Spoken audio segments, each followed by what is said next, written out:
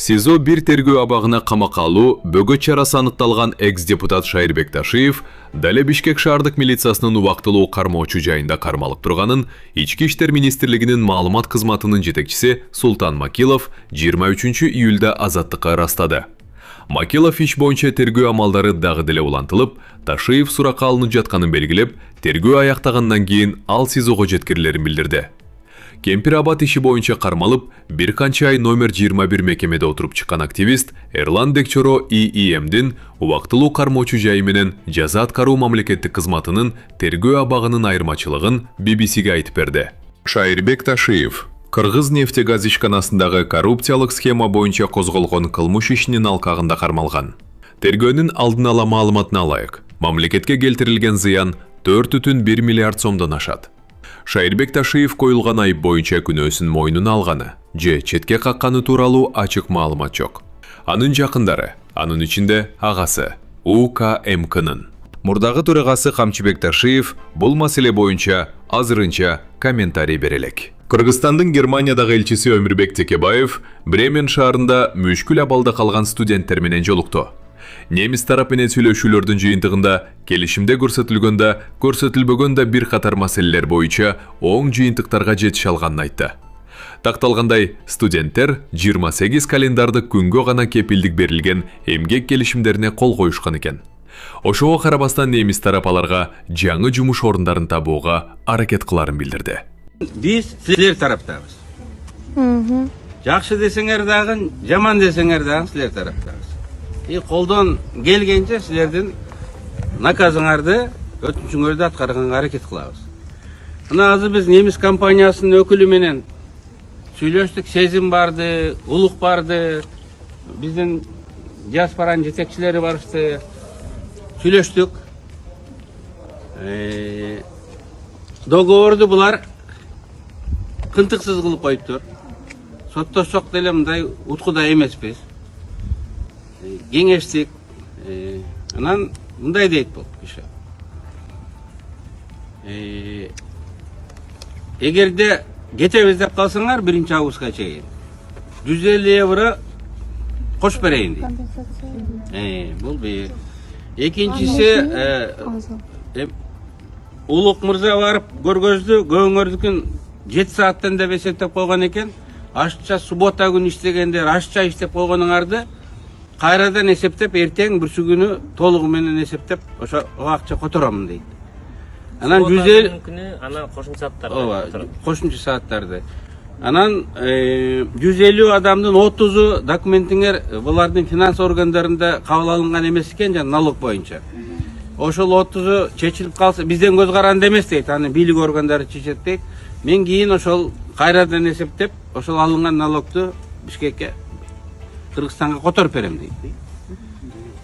Анан эми азыр мен эсептеп айта албайм, бирок бир 500 евродан кем эмес мындай кошулуп калат экен. Акты 500 алды 900 еврога чейинчи. Эгер ушундай жасалып калган болсо, биздин эми колдон келген ошол болду. Анан 1 августка чейин жашаган жериңер бекер экен. Анан кете албай калгандар болсо ошого чейин, анткени билет ар кандай да, кымбат билет, арзан билет дегендей.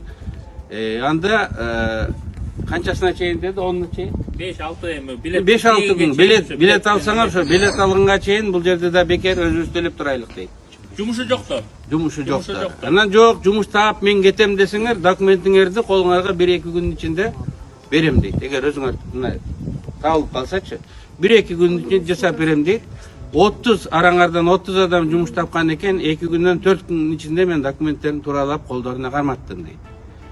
Анан ушундай кыскача бүгүнкү биздин жолугушуубуз. Эми мен дагы бир жолу мына силерге, ата-энеңерге, силер аркылуу башка жаштарга кайрылып койгум келет да. Договорду жакшы караш керек.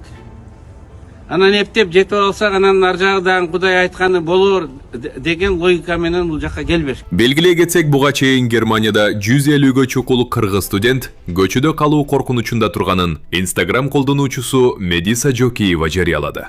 Маалыматка караганда алар ар бири 55 000 сомдон чет өлкөгө жумушка жибере турган жеке фирмага төлөп, 3 ай жайкы каникулда Германияда иштегени барышкан.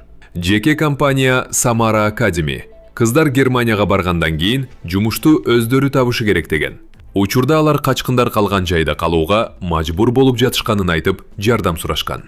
Ысыкөлдө бир топ жаш жигиттер мамлекеттик күзөт кызматынын кызматкерин мыкаачылык менен сабашкан.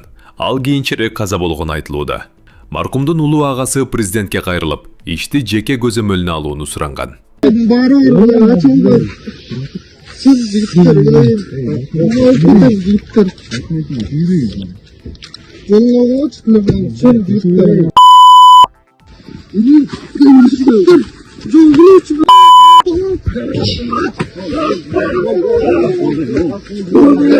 Assalamu alaikum, урматтуу президент. Биз сизге кайрылганыбыздын себеби УКМКнын 9-отделинде иштеген инемди Ак Суу районунун Жылдыз айылынан 7 бала оор токмо калып, 11-нен 12-нчи түнгө караган күнү түнкү саат 1-ден 4-кө чейин оор токмо калышып, 29-июнда инем каза болуп калды.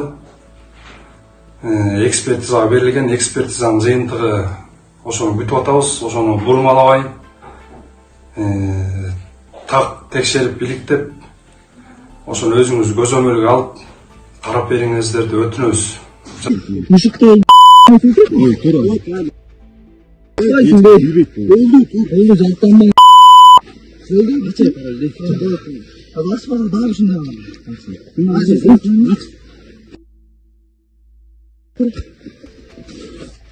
Aç koy. Bir ömürlü onu aç.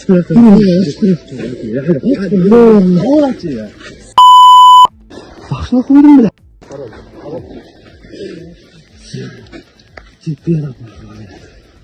Ички иштер министрлиги иликтөө жүргүзүүдө. Учурда маркумдун сөөгүн соттук медициналык экспертизадан өткөрүү иштери жүрүп жатат. Окуянын жагдайлары иликтенүүдө. Президент Садыр Жапаров бүгүн 24-июлда Чолпон Ата шаарында Шанхай кызматташтык уюмуна ШКУ мүчө мамлекеттердин тышкы иштер министрлери менен жолугушту. Мамлекет башчысы өзүнүн куттуктоо сөзүндө Кыргызстандын төрагалыгы ШКУнун түзүлгөнүнө 25 жыл толгон юбилейлик жылга туш келгенин белгилеп, уюмдун тең укуктуу диалог жүргүзүү жана чечимдерди биргелешип издөө үчүн маанилүү аянч экенин баса белгиледи.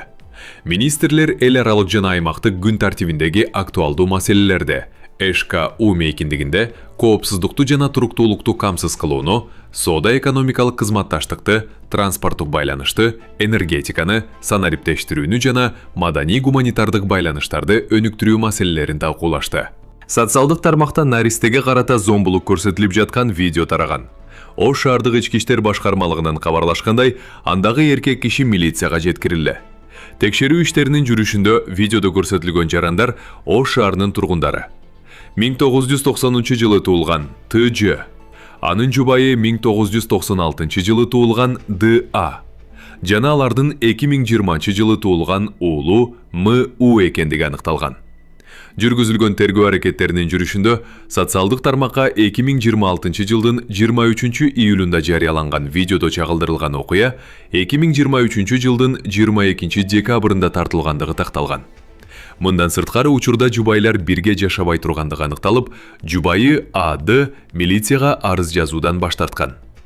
Ошого карабастан үй бүлөлүк зомбулукка байланыштуу бардык жагдайларды ар тараптуу, толук жана объективдүү аныктоо максатында жаран ЖТга карата тергөөгө чейинки текшерүү иштери улантылууда. Европа биримдиги 21 санкция пакетинин алкагында Эко Исламик банкты өзүнүн санкциялар тизмесине кошту.